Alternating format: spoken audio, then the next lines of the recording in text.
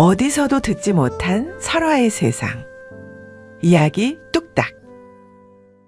만약 당신의 남편이 성공의 절정에 올라섰을 때 당신의 시어머니가 홀리어니티 당신 앞에 나타나 네 남편은 이제부터 망할 것이다 라고 예언한다면 당신은 그 말을 믿으시겠소? 아니면 무시하시겠소? 여기 그 섬뜩한 예언을 현실로 받아들여야 했던 한 여인이 있었으니 바로 대대로 양반 집안의 며느리였던 혜원이었소이다. 혜원은 남편 민준이 일궈낸 성공 덕분에 남부러울 것 없이 살았으나 그녀의 가슴 한편에는 늘 무거운 돌덩이가 자리하고 있었소. 그것은 바로 평생 외면해온 시어머니의 존재였소이다. 혜원의 시어머니 화선은 젊은 시절 신병을 앓다가 신내림을 받고 집을 떠난 후 수십 년간 무당으로 살아왔습니다.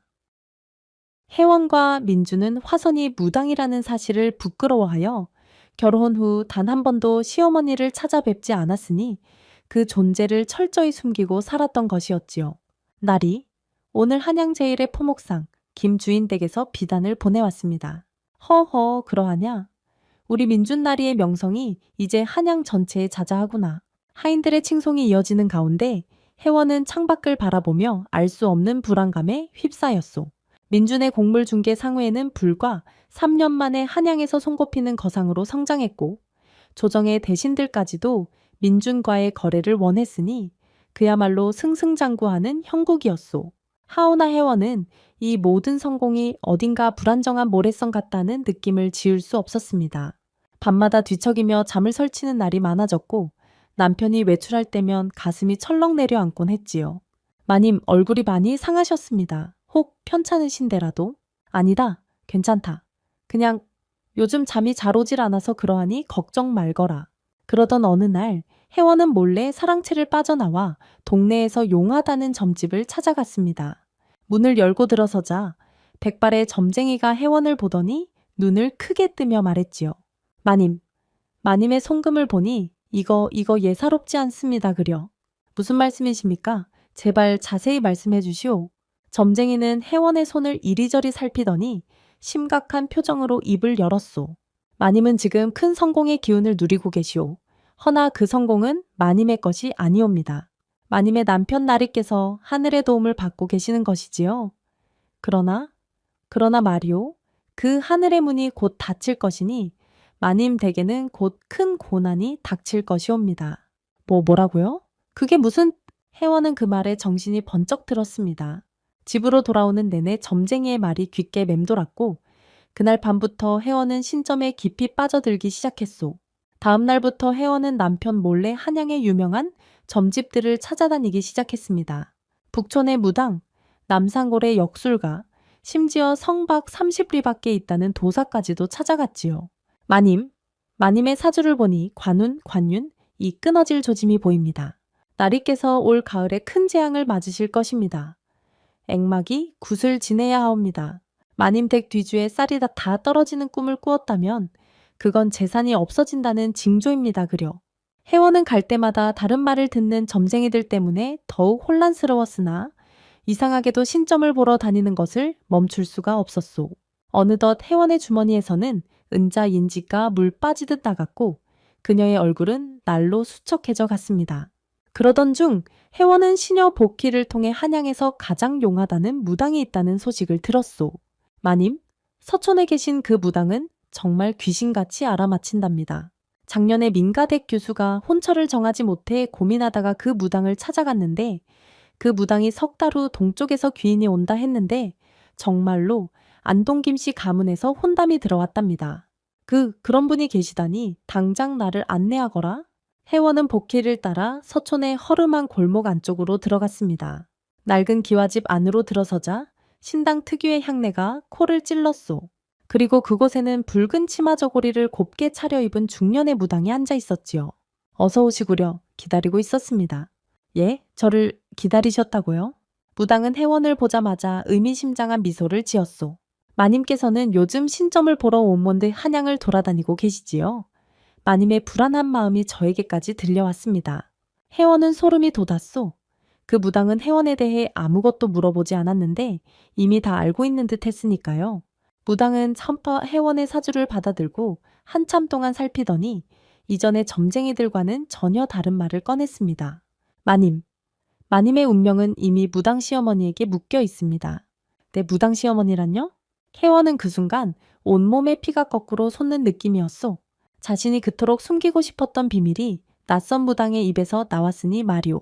마님의 남편 나리께서 지금껏 누려온 성공은 사실 시어머님께서 아들의 운명을 가로막은 악귀들을 대신 막아주셨기 때문입니다. 나리의 성공은 시어머님의 희생 위에 세워진 것이니 마님은 그분에게 영원한 빚을 지고 계시는 것입니다. 그럴 리가, 어찌 그런 일이. 혜원은 숨이 막혔소. 그제야 남편의 성공이 왜 그리도 빠르고 이례적이었는지 깨닫게 되었으니까요.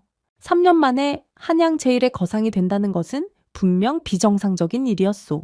시어머님께서는 매일 신당에서 마님 댁의 안녕을 빌고 계십니다. 허나 하늘에 이치는 공짜가 없는 법, 시어머님께서 가로막은 악귀들이 이제 한꺼번에 몰려올 것입니다. 마님은 곧 큰 시련을 겪게 될 것입니다. 혜원은 그 자리에서 주저앉고 말았소. 집으로 돌아오는 길, 그녀의 다리는 후들거렸고 머릿속은 온통 무당의 말로 가득 찼습니다. 며칠 후 혜원이 또다시 점집을 찾아 나서려던 참에 민준이 사랑채에서 불같이 화를 내며 소리쳤소. 여보, 당신 요즘 대체 무얼 하고 다니는 것이오? 하인들 말이 마님께서 매일같이 점집을 기웃거리신다는데 그게 사실이오? 혜원은 깜짝 놀라 고개를 떨구었소. 그게 저는 다만 무엇이오?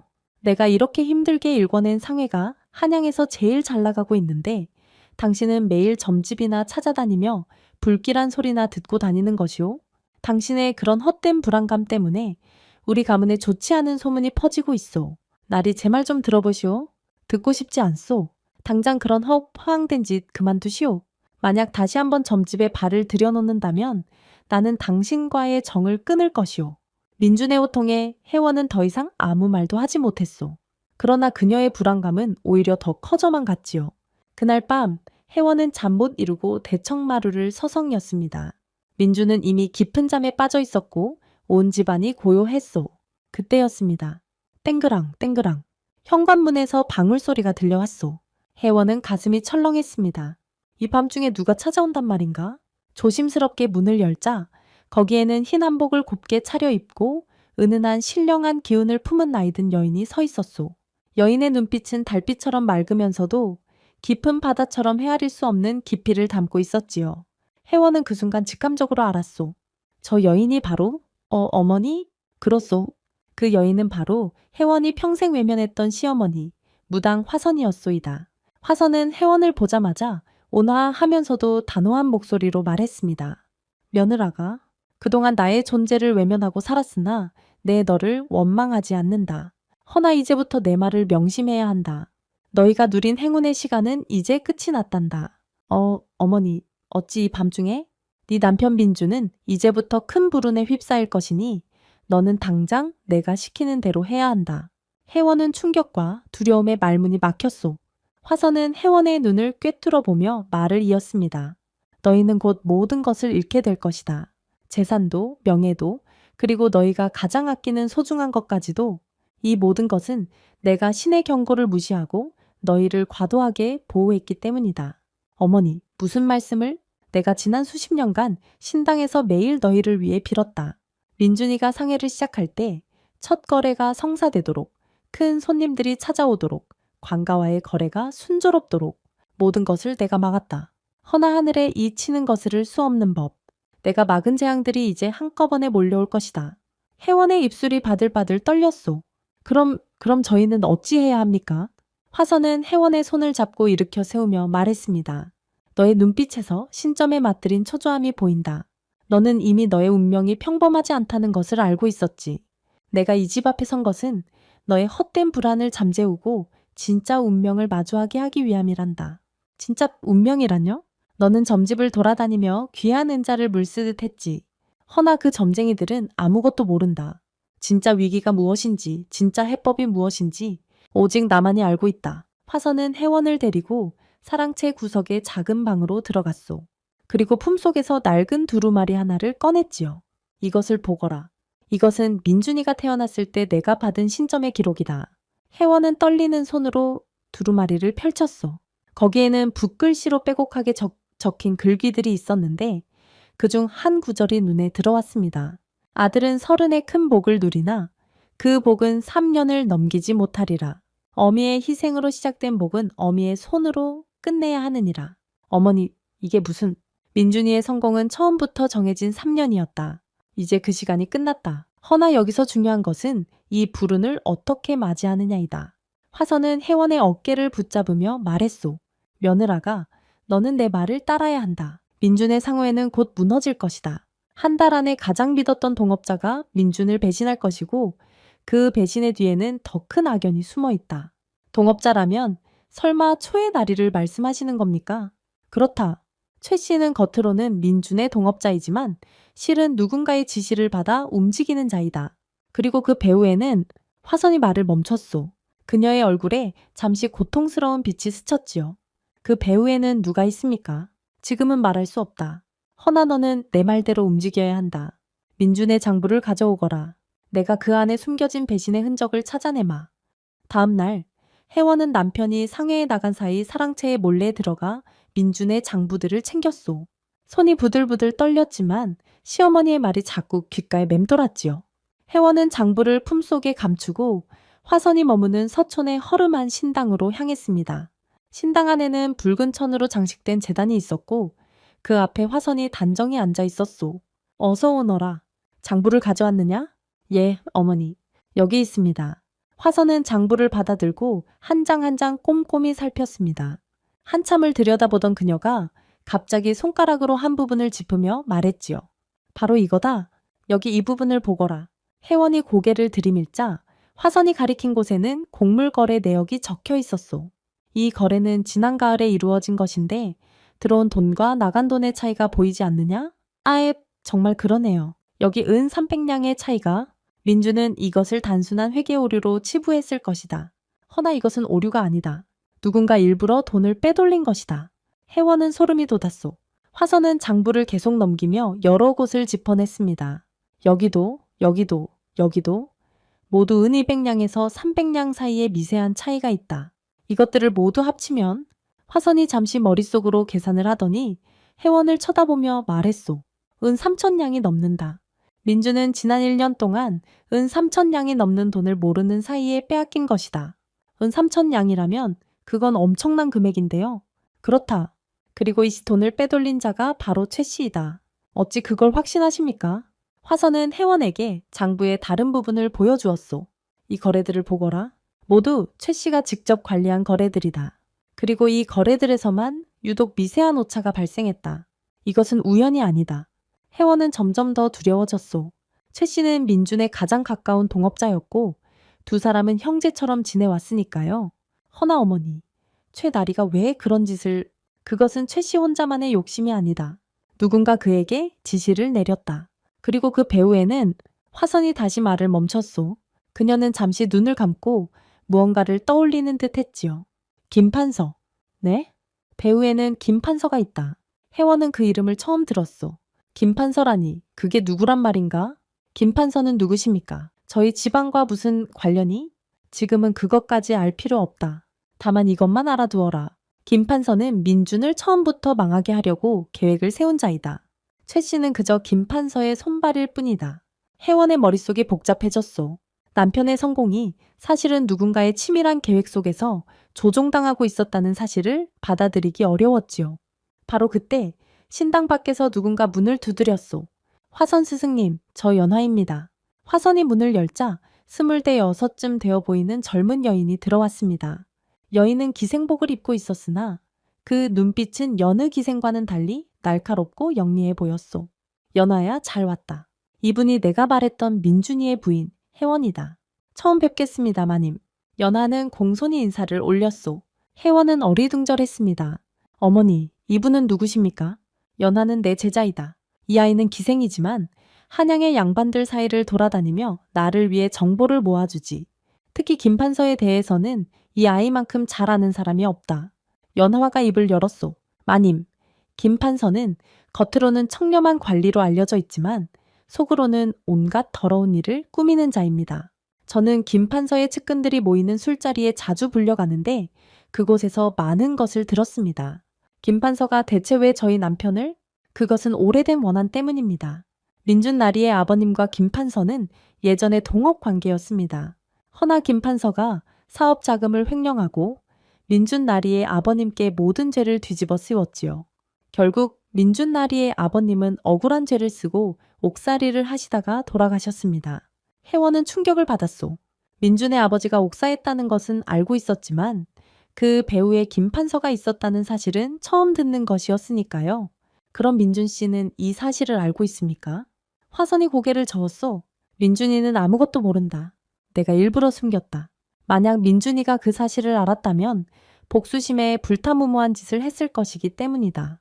그럼 김판서는 왜 민준 씨를 성공하게 도왔습니까? 복수를 하려면 처음부터 방해를 했어야 하는 것 아닙니까? 연화가 씁쓸하게 웃으며 말했소. 그것이 바로 김판서의 잔인함입니다. 그는 민준 나리를 높이 올려놓은 후 가장 비참하게 추락시켜 복수하려는 것입니다. 가장 큰 성공의 꼭대기에서 가장 밑바닥으로 떨어뜨리는 것, 그것이 김판서가 꿈꾸는 복수입니다. 혜원은 온몸이 얼어붙는 것 같았소. 남편이 누린 모든 성공이 사실은 가장 잔인한 복수극의 일부였다니. 그럼 저희는 어떻게 해야 합니까? 화선이 혜원과 연화를 번갈아 보며 말했소. 이제부터 우리 셋이 힘을 합쳐야 한다. 혜원이 너는 민준의 아내로서 집안의 장부와 문서를 관리하고 연화 너는 김판서의 측근들 사이에서 정보를 캐내거라. 그리고 나는 신의 눈으로 앞날을 내다보며 너희를 이끌 것이다. 허나 어머니, 저는 기생일 뿐입니다. 양반 나으리들의 신뢰를 얻기가 쉽지 않습니다. 연화의 말에 화선이 빙그레 웃었소. 그래서 내가 너에게 특별한 임무를 주려 한다. 최 씨에게 접근하거라. 최나리 말씀이십니까? 그렇다. 최 씨는 요즘 기생집을 자주 드나든다고 들었다. 그의 마음이 불안하기 때문이지. 자신이 벌인 일이 들통날까 두려워하는 것이다. 너는 그의 곁에 다가가 그의 마음을 얻어라. 그리고 그가 김판서와 주고받는 이야기를 모두 내게 전하거라. 연화가 고개를 끄덕였소. 알겠습니다, 스승님. 혜원이 불안한 목소리로 물었습니다. 허나 어머니, 만약 민준 씨가 이 모든 사실을 알게 되면 어찌 됩니까? 저희가 몰래 이런 일을 꾸민다는 것을 알면 알게 해서는 안 된다. 민준이는 아직 준비가 되지 않았다. 그는 성공에 취해 주변을 제대로 보지 못하고 있다. 만약 지금 진실을 알려주면 그는 감정적으로 행동할 것이고 그렇게 되면 김판서의 함정에 걸려들고 만다. 화선의 말이 옳았소. 민준은 요즘 자신의 성공에 도취되어 있었고 조금이라도 자존심이 상하는 일이 있으면 불같이 화를 냈으니까요. 며칠 후 연화는 한양에서 가장 유명한 기생집인 취화루에서 최 씨를 기다렸소. 연화는 이미 취화루의 기생들에게 최 씨가 요즘 자주 찾아온다는 정보를 들은 터였지요. 과연 해가 질 무렵 최 씨가 취화루에 나타났습니다. 그는 평소와 달리 얼굴이 상기되어 있었고 눈빛이 불안해 보였소. 최나리 어서 오십시오. 오늘은 특별히 좋은 술을 준비했습니다. 취화루의 주인이 최 씨를 맞이하며 말했소. 최 씨는 방으로 안내되었고 연화가 그 방에 들어가 술을 따르는 역할을 맡았지요. 나리, 소녀 연화라고 합니다. 오늘 나리의 시중을 들게 되었습니다. 그래, 연화라 처음 보는 얼굴인데 새로 온 기생인가? 예, 나리. 소녀는 원래 개성에서 기생 노릇을 하다가 한양으로 올라왔습니다. 연화는 조심스럽게 최 씨의 술잔을 채우며 그의 기색을 살폈소. 최 씨는 술을 영업 후 몇 잔 마시더니 점점 말이 많아졌지요. 요즘 일이 참 복잡하네. 무슨 걱정거리라도 있으신지요? 아니, 아무것도 아니네. 그냥 사업이 좀 복잡해서 말이야. 연화는 최 씨의 술잔을 다시 채우며 부드럽게 말했소. 나리께서는 민준 나리와 함께 상회를 운영하신다고 들었습니다. 한양에서 가장 잘 나가는 상회라던데 부러운 일입니다. 최 씨의 얼굴이 잠시 굳었소. 민준이? 그래, 민준이와 함께하고 있지. 허나요? 아니, 아무것도 아니네. 최 씨는 입을 다물었으나 연화는 그의 표정에서 무언가 숨기고 있다는 것을 알아챘지요. 연화는 화제를 돌렸소. 나리 소녀가 가야금을 좀 탈 줄 압니다. 한 곡 들려드릴까요? 그래, 그러게나. 연화는 가야금을 가져와 애절한 곡조를 연주했습니다. 음악이 흐르는 동안 최 씨는 점점 더 술에 취해갔고 그의 입이 점점 더 가벼워졌지요. 연화, 내가 말이야. 사실 요즘 큰 고민이 있네. 말씀하십시오, 나리. 소녀가 들어드리겠습니다. 나는 나는 사실 민준이를 배신하고 있네. 연하의 손이 가야금줄 위에서 잠시 멈췄으나 곧 다시 연주를 이어갔소. 배신이라니요? 무슨 말씀이신지. 누군가가 나에게 민준이의 돈을 빼돌리라고 시켰네. 그 대가로 큰 돈을 주겠다고. 나는 처음에는 거절했지만 그 사람이 내 약점을 쥐고 있어서. 약점이란요? 최 씨는 술잔을 비우며 쓰게 웃었소. 내가 예전에 관가의 곡식을 빼돌린 적이 있네. 그것을 그 사람이 알고 있어. 만약 내가 시키는 대로 하지 않으면 그 사실을 관계에 알리겠다고 협박했지. 그 사람이 누구인지 여쭤봐도 될까요? 최 씨가 연하를 쳐다보았소. 그의 눈빛에 잠시 경계의 빛이 스쳤지요. 왜 그런 걸 묻는가? 연하는 당황하지 않고 부드럽게 웃으며 말했소. 나리께서 너무 괴로워 보이셔서요. 소녀가 비록 기생이지만 나리의 이야기를 들어드리면 마음이 좀 편해지실까 해서요. 최 씨는 잠시 망설이다가 술 기운 때문인지 입을 열었소. 김판서일세? 김판서님이요? 그렇네. 김판서가 나에게 민준이의 돈을 빼돌리라고 시켰네. 그리고 때가 되면 민준이의 상해를 완전히 무너뜨리라고. 연하는 가슴이 두근거렸으나 겉으로는 태연한 척하며 물었소. 언제 그렇게 하라고 하셨습니까? 다음 달 보름 전에 큰 곡물 거래가 있네. 그때 민준이가 관가와 맺은 계약을 내가 망치게 될 것일세. 그러면 민준이는 관가로부터 큰 벌금을 물게 되고 상회는 파산하게 되지. 최 씨는 고개를 떨구며 중얼거렸소. 나는 정말 나쁜 놈일세. 민준이는 나를 형제처럼 믿었는데 연하는 최 씨를 위로하는 척하며 더 많은 정보를 캐냈습니다. 그리고 그날 밤 모든 것을 화선에게 보고했지요. 화선의 신당에서 혜원, 연화, 화선 세 사람이 마주 앉았소. 연화 수고했다. 네가 캐낸 정보가 매우 중요하구나. 감사합니다, 스승님. 화선은 혜원을 보며 말했소. 혜원아, 이제 우리에게 시간이 많지 않다. 다음 달 보름이면 김판서가 민준이를 함정에 빠뜨릴 것이다. 우리는 그 전에 먼저 움직여야 한다. 어떻게 해야 합니까, 어머니? 최 씨를 우리 편으로 만들어야 한다. 네, 최 씨를요?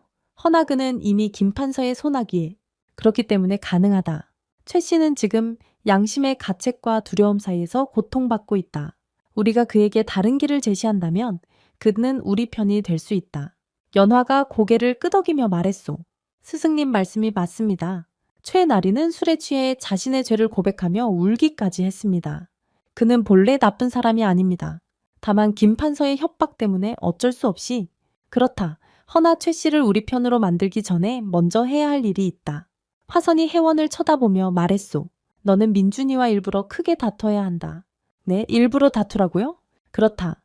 김판서는 지금 최 씨를 통해 우리 집안의 동태를 살피고 있다. 만약 우리가 아무 일 없이 평온하게 지낸다면 김판서는 의심할 것이다. 허나 만약 민준이와 네가 크게 다투고 네가 집을 나간다면 혜원이 화선의 의도를 알아챘소. 그러면 김판서는 저희 집안이 흔들리고 있다고 생각할 것이고 방심할 것입니다. 정확하다. 그리고 그 틈을 타서 우리가 역습을 가하는 것이다. 허나 어머니, 민준 씨는 요즘 저를 매우 경계하고 있습니다.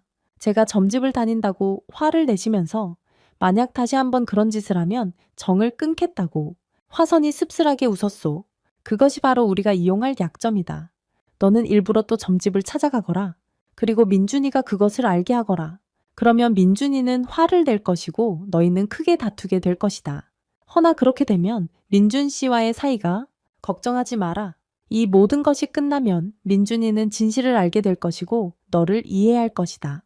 지금은 참아야 한다. 혜원은 마음이 무거웠으나 남편을 구하기 위해서는 어쩔 수 없다는 것을 알았소. 며칠 후 혜원은 일부러 한낮에 한양에서 가장 유명한 점집을 찾아갔습니다. 그리고 민준의 하인들이 볼 수 있도록 일부러 오래 머물렀지요. 과연 그날 저녁 민준이 노발대발하며 돌아왔소. 여보, 당신 오늘 또 점집에 갔다지? 내가 뭐라고 했소? 다시는 그런 곳에 가지 말라고 했지. 안 쏘. 혜원은 화선이 시킨 대로 민준에게 맞섰소. 나리야말로 제 말을 들으려 하지 않으시지 않습니까? 저는 불안해서 견딜 수가 없다고 했습니다. 저희에게 큰 재앙이 다가오고 있다고요? 재앙? 무슨 재앙이란 말이오? 우리 상회는 지금 가장 잘 나가고 있소. 다음 달이면 관가와 큰 거래회를 성사시킬 것이고 우리는 한양에서 제일 가는 거상이 될 것이오. 그것이 바로 함정입니다. 나리는 지금 누군가의 계략에 빠져 있다고요. 무슨 허무맹랑한 소리를 하는 것이오? 당신은 점쟁이들의 헛소리에 속아서 정신을 잃은 것이오. 두 사람의 목소리는 점점 커졌고 결국 민준이 회원에게 돌이킬 수 없는 말을 내뱉고 말았소. 여보, 나는 더 이상 참을 수가 없소. 당신이 정신을 차리지 않는다면 나는 당신과 정을 끊을 것이오. 당장 이 집에서 나가시오. 회원은 눈물을 흘리며 소리쳤소. 좋습니다. 나가겠습니다. 허나 나리, 나중에 후회하지 마십시오. 회원은 짐을 싸서 집을 나왔습니다. 하인들은 모두 놀란 표정으로 지켜보았고 이 소식은 곧 온 동네에 퍼졌지요. 그날 밤 회원은 화선의 신당으로 갔습니다. 화선은 눈물을 흘린 회원을 안아주며 말했소. 잘했다 며느라. 이제 첫 번째 단계는 끝났다. 어머니, 저는 정말 민준 씨와 끝나는 것은 아니겠지요? 걱정하지 마라. 이 모든 것이 끝나면 너희는 다시 만날 것이다. 그리고 그때는 더욱 단단한 부부가 되어 있을 것이다. 다음 날 회원이 집을 나갔다는 소문은 온 한양에 퍼졌소. 그리고 그 소문은 당연히 최 씨의 귀에도 들어갔지요. 최 씨는 은밀하게 사람을 보내 회원에게 만남을 청했습니다. 회원은 화선의 지시대로 최 씨의 제안을 받아들였소. 회원 마님, 민준 형님과 다투셨다는 소식 들었습니다. 마음이 많이 상하셨겠습니다. 최 씨는 겉으로는 동정하는 척했으나 그의 눈빛에는 다른 의도가 엿보였소. 최나리, 저는 이제 더 이상 민준 씨와 함께할 수 없을 것 같습니다. 그럴 리가요? 형님께서는 마님을 매우 아끼시는데 아니요. 나리는 이제 저를 미친 사람 취급합니다. 제가 신점을 본다고 저를 내쫓았습니다. 회원은 일부러 목소리를 떨며 말했소. 최나리, 사실 제가 신점을 보러 다닌 것에는 이유가 있습니다. 무슨 이유 말씀이십니까? 회원은 주변을 살피고는 작은 목소리로 말했소. 용한 무당이 저에게 말하기를 민준 씨의 상해가 곧 망할 것이라고 했습니다. 그리고 그 원인이 최나리에게 있다고 했습니다. 최 씨의 얼굴이 하얗게 질렸소. 뭐라고요? 무당이 말하기를 최나리께서 민준 씨의 돈을 빼돌리고 계시다고 했습니다. 그리고 다음 달 보름에 큰일이 벌어질 것이라고. 최 씨는 숨이 막히는 것 같았소. 회원이 모든 것을 알고 있다니. 마님, 저는. 회원은 최 씨의 손을 잡으며 말했소.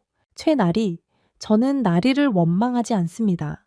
무당이 말하기를 나리께서도 누군가의 협박을 받고 계신다고 했습니다. 그것을 김 판서님이시지요? 최 씨는 완전히 무너졌소. 그는 고개를 떨구며 모든 것을 고백했습니다. 마님, 저는 정말 어쩔 수 없었습니다. 김 판서께서 제 약점을 쥐고 계셔서 만약 시키는 대로 하지 않으면 저는 관계에 끌려가게 됩니다. 최나리, 진정하십시오. 회원은 화선이 가르쳐준 대로 최 씨를 다독였소. 저는 나리를 도와드리고 싶습니다. 네, 도와주신다고요? 예, 저도 이제 민준 씨와는 끝났습니다. 그리고 솔직히 말씀드리면 저도 제 몫을 챙기고 싶습니다. 최 씨가 회원을 의아한 눈빛으로 쳐다보았소. 무슨 말씀이신지. 회원은 주저하는 척하다가 입을 열었소. 민준 씨는 저를 내쫓았습니다. 저는 이제 빈손으로 쫓겨난 여자일 뿐입니다. 허나 만약 제가 최나리를 도와서 민준 씨의 재산을 분배받을 수 있다면 저도 앞으로 살아갈 길이 생기지 않겠습니까? 최 씨의 눈빛이 변했소. 탐욕과 희망이 뒤섞인 빛이었지요.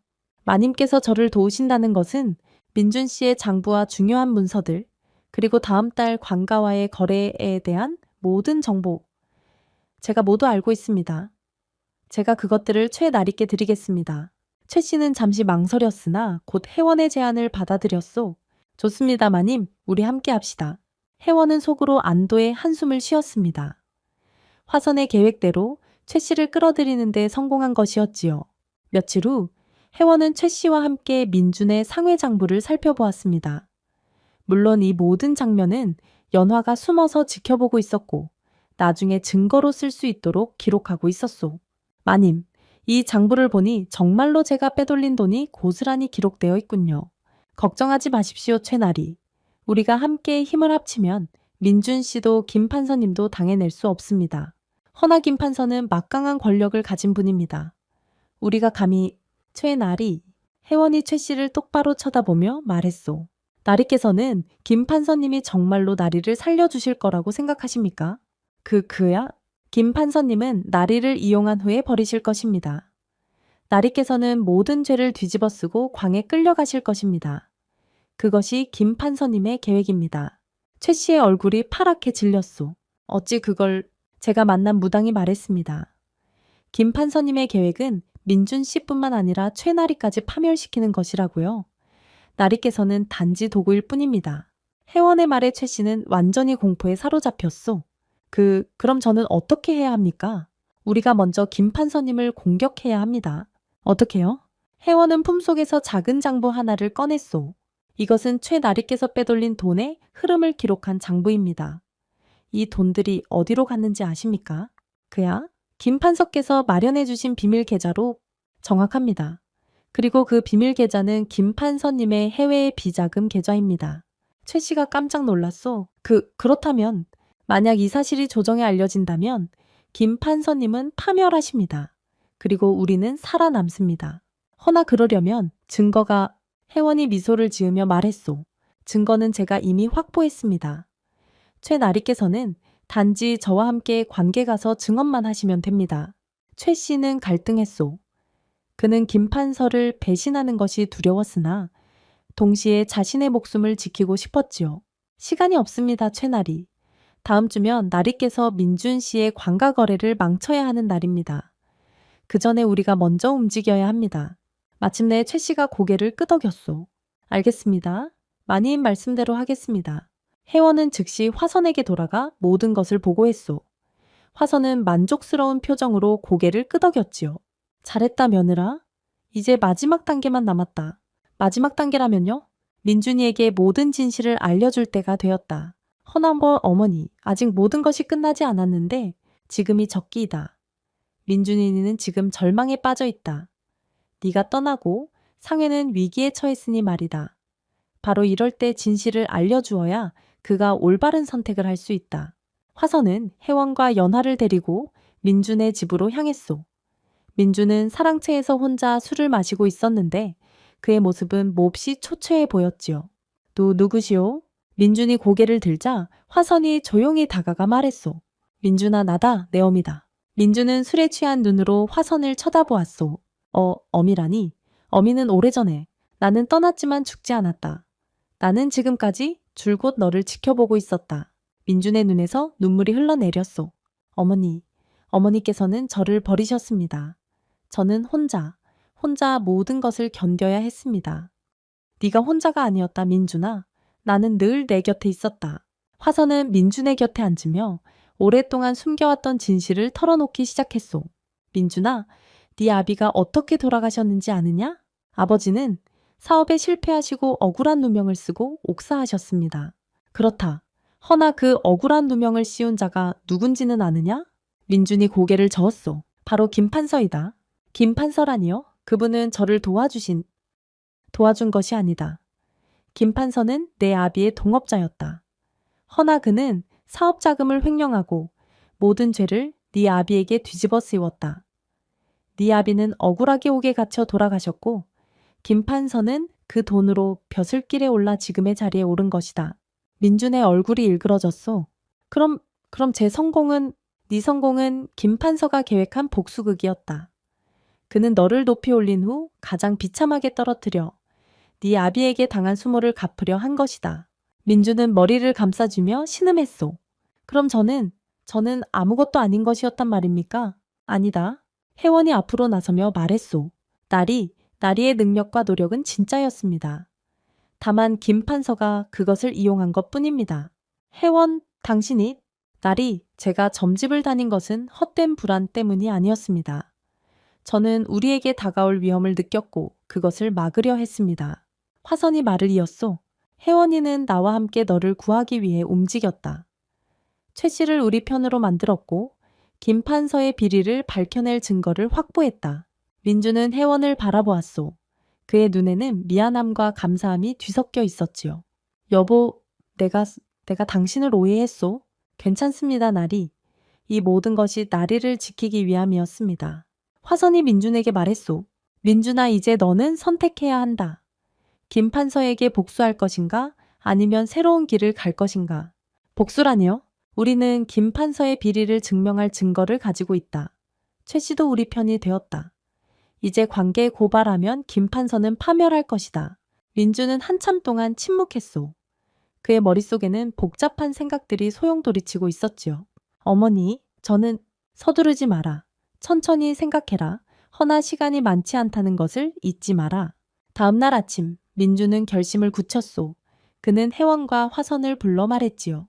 어머니, 여보, 저는 복수하지 않겠습니다. 두 사람이 놀란 표정을 지었소. 복수하지 않는다고? 민주나 김판서는 네 아비를 죽음으로 몰아넣은 원수이다. 알고 있습니다, 어미. 허나 복수는 또 다른 복수를 낳을 뿐입니다. 아비께서는 그것을 원치 않으실 것입니다. 민주는 고개를 들어 화선을 똑바로 쳐다보며 말했소. 어머니께서 지난 수십 년간 저를 지켜주신 것은 제가 아버지처럼 되지 않기를 바라셨기 때문 아닙니까? 제가 복수에 사로잡혀 살기를 원치 않으셨을 것입니다. 화선의 눈에 눈물이 맺혔소. 민주나, 허나 저는 김판서를 그냥 두지는 않을 것입니다. 그의 죄를 세상에 밝히고 정당한 처벌을 받게 하겠습니다. 그것이 진정한 의미에서 아버지의 원한을 푸는 길이라 생각합니다. 혜원이 민준의 손을 잡으며 말했소. 저도 서방님과 함께 하겠습니다. 민준은 혜원의 손을 꽉 쥐었소. 여보, 미안하오. 내가 당신을 의심하고 내쫓았소. 당신은 나를 구하기 위해 그 모든 것을 견뎌냈는데 괜찮습니다. 이제 우리 함께 새로운 시작을 하면 됩니다. 화선이 두 사람을 바라보며 흐뭇하게 미소 지었소. 그래, 그것이 옳다. 이제 마지막 길만 남았구나. 며칠 후 혜원과 민주는 최 씨를 데리고 한 성부로 향했소. 최 씨는 떨리는 목소리로 김판서의 비리를 모두 증언했습니다. 소인은 김판서의 지시를 받아 민준나리의 상회에서 은자를 빼돌렸습니다. 그 돈은 모두 김판서의 비밀 창고로 흘러갔습니다. 한성부 판관이 엄숙한 표정으로 물었소. 증거가 있는가? 혜원이 앞으로 나서며 장부들을 제출했습니다. 여기 모든 거래 내역이 기록되어 있습니다. 그리고 이것은 김판서의 비밀 계좌 정보입니다. 판관이 장부를 살펴보더니 고개를 끄덕였소. 확실한 증거로다. 김판서를 즉시 체포하도록 하라. 그날 오후 김판서는 관가의 포졸들에게 붙잡혀 한성부로 끌려왔소. 그는 처음에는 억울하다고 항변했으나 확실한 증거 앞에서 결국 모든 것을 자백할 수밖에 없었지요. 소인이 잘못했습니다. 김판서는 민준의 아버지를 모함한 죄, 공금을 횡령한 죄, 비자금을 조성한 죄 등으로 관직을 박탈당하고 유배형에 처해졌소. 민준은 김판서가 끌려가는 모습을 지켜보며 복잡한 표정을 지었습니다. 복수가 이루어졌으나 마음 한편이 시원하기보다는 허전했지요. 서방님, 괜찮으십니까? 혜원이 민준의 팔을 잡으며 물었소. 여보, 이상하오? 복수를 했는데도 마음이 편치 않소. 그것이 정상입니다, 나리. 복수는 결코 마음을 편하게 해주지 못합니다. 다만 이제 우리는 과거에 얽매이지 않고 앞으로 나아갈 수 있게 되었습니다. 민준이 고개를 끄덕였소. 김판서의 몰락 후 민준의 상회는 잠시 어려움을 겪었으나 최 씨가 빼돌린 돈을 모두 돌려받고 새롭게 시작할 수 있었소. 허나 민준은 예전처럼 큰 상회를 운영하는 대신 작지만 정직한 사업을 하기로 결심했습니다. 여보, 나는 이제 큰 부자가 되는 것보다 떳떳하게 사는 것이 더 중요하다는 것을 깨달았소. 저도 그렇게 생각합니다, 서방님. 어느 날 저녁 화선이 민준과 혜원을 불러 작별 인사를 했소. 어머니, 어디 가시려고요? 나는 다시 내 길을 가야 한다. 너희는 이제 스스로 살아갈 힘을 얻었으니 더 이상 내 도움이 필요 없다. 어머니, 화선은 민준의 머리를 쓰다듬으며 말했소. 민준아, 너는 네 힘으로 이 모든 것을 이겨냈다. 네 아비도 하늘에서 흐뭇하게 지켜보고 계실 것이다. 어머니, 이제라도 저희와 함께 사시지 않으시렵니까? 화선이 고개를 저었소. 아니다. 내게는 내가 가야 할 길이 있다. 나는 무당으로 살아왔고 무당으로 생을 마칠 것이다. 화선은 혜원을 보며 말했소. 혜원아, 너는 신점에 의지하지 마라. 운명은 하늘이 정하는 것이 아니라 사람이 만들어가는 것이다. 너희의 앞날은 너희 손에 달려있다. 명심하겠습니다, 어머니. 화선은 또 연화를 불렀소. 연화야, 너도 이제 새로운 길을 찾아라. 기생의 삶에서 벗어나 네가 진정으로 원하는 것을 찾거라. 스승님, 감사합니다. 연화는 눈물을 흘리며 화선에게 절을 올렸소. 화선이 떠나려는 순간 최 씨가 급히 달려왔소. 민준 형님, 큰일입니다. 무슨 일인가? 관가에서 사람이 왔습니다. 김판서가 유배 가던 중에 자결했다고 합니다. 모두가 놀란 표정을 지었소. 자결이라니. 최 씨가 품속에서 편지 하나를 꺼냈습니다. 김 판서가 죽기 전에 이 편지를 민준 형님께 전하라고 했답니다. 민준은 떨리는 손으로 편지를 받아 펼쳤소. 편지에는 이렇게 적혀 있었지요. 민준에게 나는 자네 아비를 죽음으로 몰아넣은 죄인이다. 그리고 자네에게도 씻을 수 없는 죄를 지었다. 허나 알아주게. 나 역시 한때는 자네 아비의 진정한 친구였다는 것을.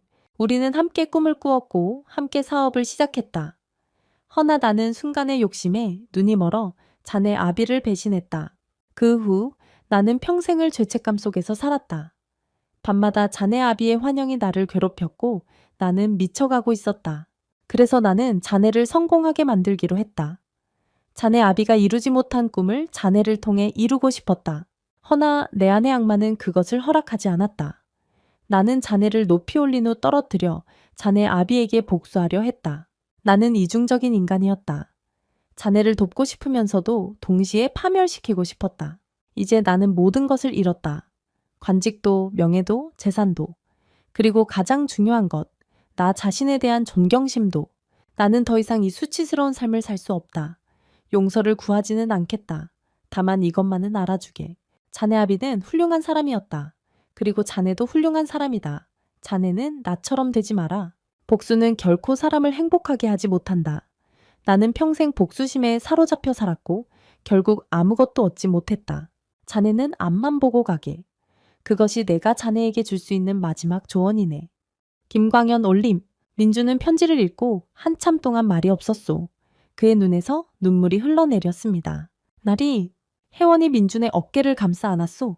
그는 결국 괴물도 아니었고 악인도 아니었소. 그저 나약한 인간이었을 뿐이요. 화선이 조용히 말했소. 그렇다. 모든 인간은 선과 악을 동시에 가지고 있다.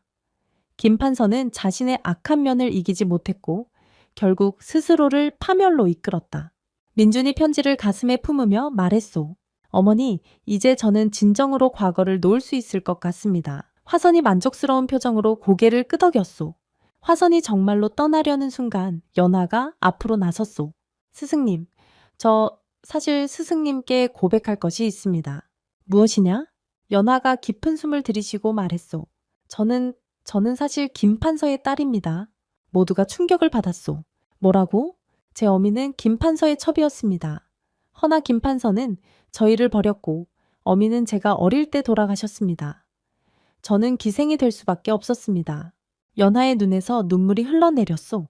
저는 처음에 복수하려고 화선 스승님의 제자가 되었습니다. 아비를 파멸시킨 스승님과 민준 나리를 증오했습니다. 그럼 너는?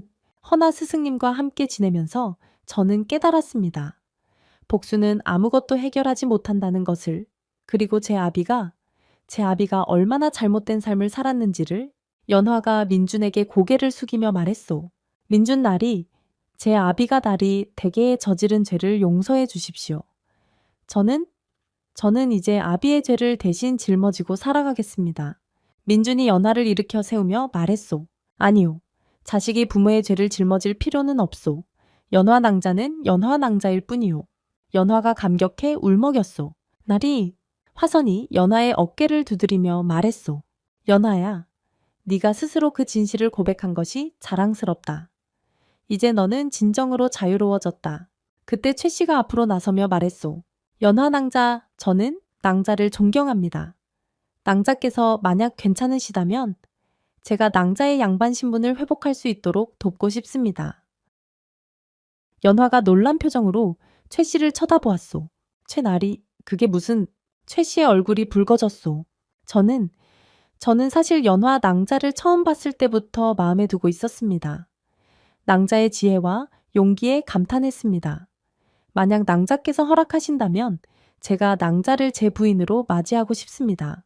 모두가 놀라 최 씨를 쳐다보았소. 최 씨는 평소 말수가 적고 소심한 사람이었는데 이렇게 대담한 고백을 하다니. 연하의 얼굴도 붉어졌소. 최의 날이 저는 기생 출신인데 상관없습니다. 저는 낭자의 과거가 아니라 낭자의 현재와 미래를 사랑합니다. 혜원이 연화의 손을 잡으며 말했소. 연화 낭자, 최나리는 좋은 분입니다. 한때 잘못을 저질렀지만 그것을 뉘우치고 바른 길을 선택했습니다. 최나리를 믿어도 됩니다. 연화가 눈물을 닦으며 고개를 끄덕였소. 알겠습니다. 저도 최나리를 믿어보겠습니다. 화선이 흐뭇하게 웃으며 말했소. 그래, 이제 모든 것이 제자리를 찾았구나. 모두가 기쁨에 젖어 있을 때 화선이 마지막으로 입을 열었소. 민주나 혜원아, 그리고 여기 모인 모든 이들아, 내가 마지막으로 한 가지만 더 이야기하겠다. 모두가 화선을 쳐다보았소. 너희는 내가 무당의 신통력으로 모든 것을 예견했다고 생각하겠지. 허나 사실은 그렇지가 않다. 네? 나는 신의 계시를 받은 것이 아니야. 난 단지 인간의 마음을 남들보다 좀 더 읽을 줄 알았을 뿐이지. 화선이 웃으며 말을 이었소. 김 판서가 민준이를 이용하려 한다는 것을 안 것은 신의 계시가 아니라 김 판서의 행동을 오랫동안 관찰했기 때문이란다. 최 씨가 돈을 빼돌린다는 것을 안 것도 장부의 숫자를 꼼꼼히 살펴봤기 때문이고, 그럼 어머니께서는 나는 무당이지만 동시에 현실을 중시 여긴 사람이다. 신점이란 것은 사람들의 불안을 이용하는 것이 가끔 있는 법, 허나 진정한 해결책은 신이 아니라 인간의 지혜에서 나오는 것 같더구나. 혜원이 뭔가 깨달은 듯 말을 이었소. 그럼 어머니께서 저에게 신점을 의지하지 말라 하신 것도 그렇단다. 너는 신점에 의지하면서 정작 너 자신의 지혜와 판단력을 잃어가고 있었지. 나는 네가 그것을 깨닫길 바랬다. 화선은 민준을 보며 말했소. 민준아, 너의 성공은 내가 신의 힘으로 만든 것이 아니다. 그것은 너의 능력과 노력으로 이룬 것이야. 나는 단지 네가 올바른 길을 가도록 조언했을 뿐이고. 민준이 고개를 끄덕이며 말했소. 이제 이해했습니다, 어머니. 진정한 힘은 신이 아니라 우리 안에 있다는 것을요. 화선이 만족스러운 표정으로 고개를 끄덕였소. 그렇단다. 이제 너희는 진정으로 자유로운 몸과 마음이 되었으니 이젠 운명이라는 보이지 않는 사슬에서 벗어나 스스로 당찬 미래를 만들어가길 바란다. 화선이 떠난 후 민준과 혜원은 작지만 정직한 상회를 운영하며 행복하게 살았소이다. 그들은 더 이상 큰 부자가 되려 하지도 않았고 대신 이웃을 돕고 바르게 사는 것에 만족했지요. 최 씨와 연화는 혼인하여 단란한 가정을 꾸렸소. 최 씨는 연화의 도움으로 더욱 지혜로운 사람이 되었고 연화는 최 씨의 사랑으로 과거의 상처를 치유할 수 있었지요. 그로부터 몇 년 후 어느 봄날 민준과 혜원의 집에 손님이 찾아왔소. 그것은 바로 화선이었지요. 어머니, 민준아 잘 지냈느냐? 예, 어머니, 저희는 행복합니다. 화선은 민준 부부의 모습을 흐뭇하게 바라보았소. 너희는 이제 진정으로 성공한 것이다. 큰 재산은 없지만 평안한 마음과 서로에 대한 믿음이 있으니까 말이야. 혜원이 화선에게 물었소. 어머니, 그동안 어디에 계셨습니까? 여기저기를 돌아다니며 너희들처럼 불안에 떠는 사람들을 도와주었지. 그리고 그들에게도 똑같은 가르침을 주었단다. 신에게 의지하지 말고 자신의 힘을 믿으라고. 어머니께서는 정말 대단하십니다. 화선이 고개를 저으며 말했소. 아니다. 나는 단지 사람들이 스스로를 믿을 수 있도록 도와줄 뿐이지. 진정으로 대단한 것은 너희 자신이란다. 그날 저녁, 네 사람은 함께 둘러앉아 소박한 저녁을 먹었습니다. 큰 부귀영화는 없었지만 그들의 얼굴에는 진정한 행복이 깃들어 있었소. 그럼 여기까지. 진정한 성공은 재산이나 명예가 아니라 자신을 믿고 바르게 사는 것이라 할 수 있습니다. 그리고 운명이란 하늘이 정해주는 것이 아니라 우리 스스로 만들어가는 것이지요. 신점이나 미신에 의지하는 것은 일시적인 위안을 줄 수 있지만 진정한 해결책은 아니랍니다. 진정한 해결책은 우리 안의 지혜와 용기에서 나와야 하니까요. 그리고 무엇보다 중요한 것은 서로를 믿고 사랑하는 것이라고 할 수 있습니다. 혜원과 민준이 서로를 믿지 못해 갈등했지만 결국 서로를 믿고 함께함으로써 모든 시련을 이겨낼 수 있었던 것처럼 말이지요. 그럼 여러분들도 서로를 믿고 함께 의지해 나가시면서 어려운 난관을 쉬이 헤쳐나가시길 바람하지 않겠습니다요. 그럼 오늘 얘기 들으신 분들 모두 행복의 나라로 뚝딱! 재미있는 설화의 세상, 이야기 뚝딱! 오늘도 즐거우셨다면 좋아요와 구독 부탁드려요. 그럼 다음 시간에 또 만나요.